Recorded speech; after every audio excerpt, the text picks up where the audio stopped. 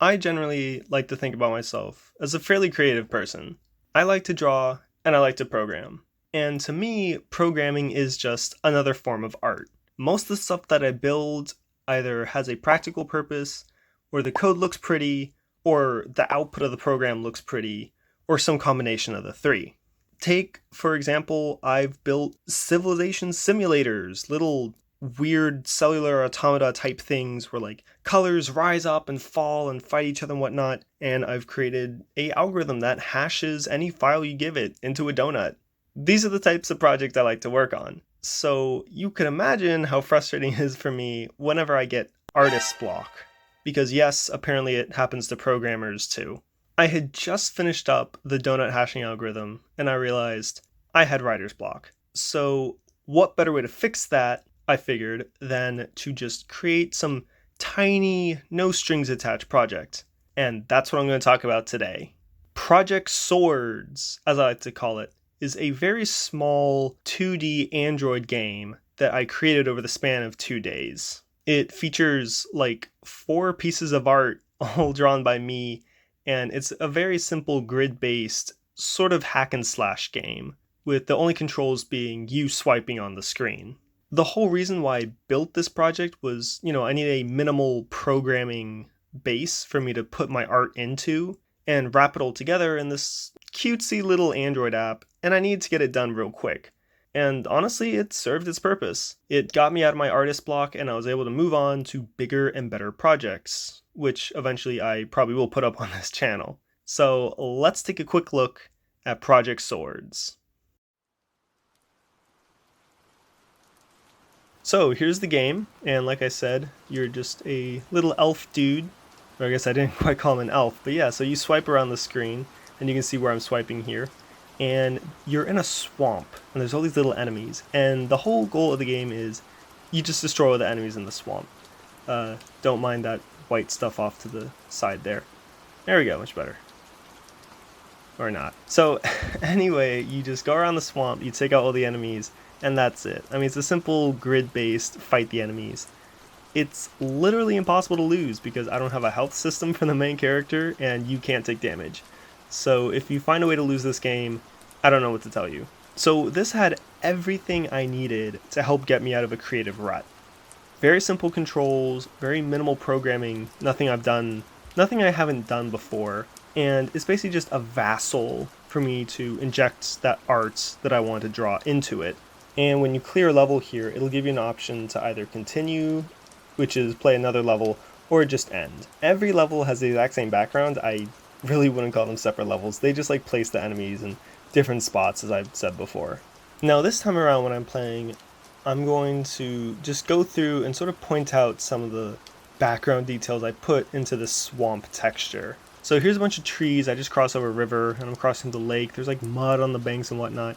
Now those little bullfrog enemies, they're called bullfrogs. I don't know how I came up with them, but I sort of just like, I was like, you know what do you find in the swamp? You find frogs. Okay, well, bullfrogs, that's like a fairly obvious animal mashup, like, oh, bullfrogs. They got horns, they're frogs. It's pretty self-explanatory. And then the other enemy that I got in the game are these little goldfish looking dude called Bryans. And I decided to call them Bryans because when I was a little kid, I had these goldfish and I named them Old Brian. So I figured, why not put an enemy called Brian in the game? So the way you defeat enemies is fairly simple. All you have to do is walk into them. So there's literally no difference between your motion in the game and then actually attacking. All the controls are essentially mapped to a very simple action, which is swiping on the screen in some direction. If that direction you're moving in is open, you just move there. If there's an enemy there, you just do 1 damage. The bullfrogs take 2 damage, the Bryans take 1. So it's fairly simple. And then one of the little things I realized I should put into the game as I was playing it was if you defeat an enemy, you should actually just move to its space because that just helps the flow of the game, I felt. So rather than swiping twice on a mere Brian, just swipe once, and then he's defeated and you can move to his spot to go on and take out the next enemy. The game being fairly simple, I didn't want it to get boring though, so what I do is every time you restart the game, it randomly populates the map with Bryans and bullfrogs. I think it's like 10 to 25 enemies in any given map. So it just spreads them around randomly, make sure that there's no like collisions or anything, and then you can just start on your way. But you will always start at the same muddy watering hole, the upper left corner of the swamp map there. Originally, when I was building this game, I wanted to try out some weird new like Android mobile tech stack. So I was gonna do like Kotlin native for performance and like I don't even know, something weird like that. But the thing is, I would have probably had to make like my own custom build script for that.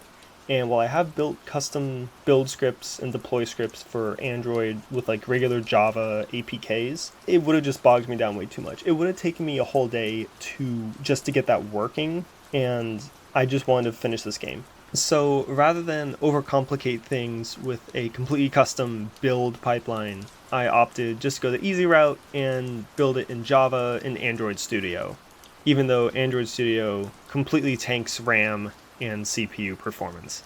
So I spent the entire first day just getting out the very basic gameplay. Literally, it was just a black square among a white grid with like red squares as the enemies.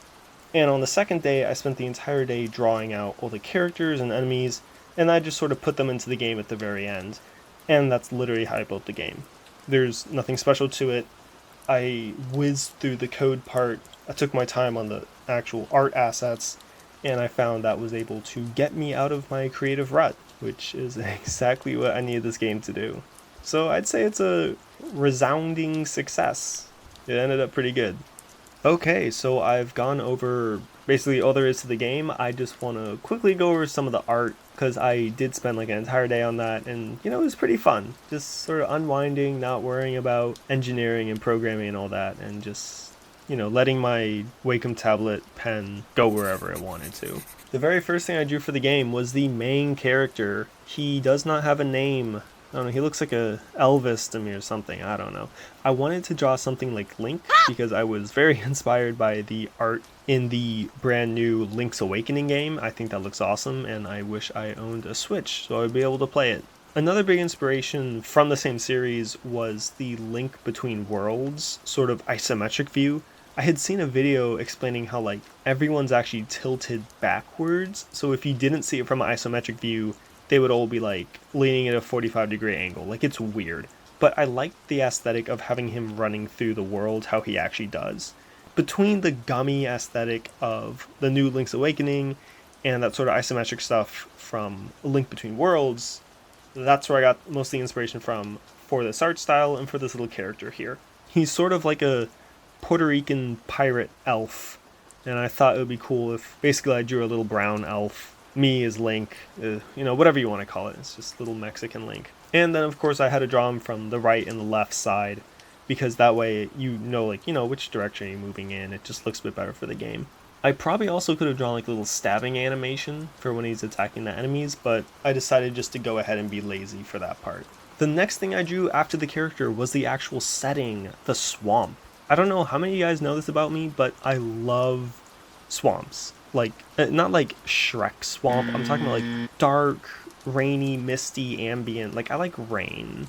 It's sort of cool, wet, like, it's very low key, I think. So I really like swamps. So I was like, you know what, I'm only gonna have like one environment in this game. Let me draw out the one that I like the most. And originally, it was just all green. Or I think it might have been all of that muddy brown that I had. And then I just drew everything on it. And I know it's like, you start out with like a color and then you draw stuff on it. Like, that's how art works.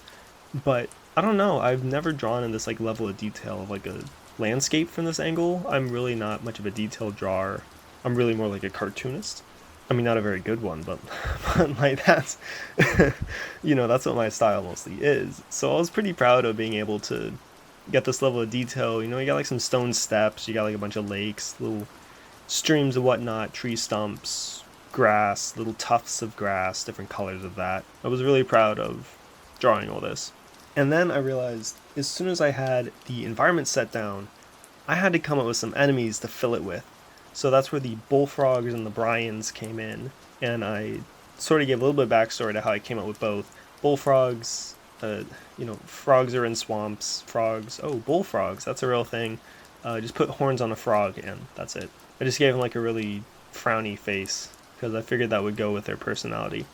And then Brian's like my goldfish. I think I had just been playing Pokemon, and there was this trainer who had like 5 Magikarps, and I was like, oh yeah, like a little wimpy fish. So that's why the Brians only take 1 hit, and the bullfrog can take 2. So that's some of the reason behind that art. Alright, thank you all so much for watching to the end of this video. If you enjoyed it, please leave a like, share, comment, subscribe, follow my social media, or, click the little notification bell. I'm sure all of you have been on YouTube, you all know by now. Every little bit helps. If you have any tiny project ideas that I should try out in the near future, leave them in a comment down below. I love to get feedback and new ideas from you guys. That's all I've got for today, so thank you all so much for watching, and I will see you all next week.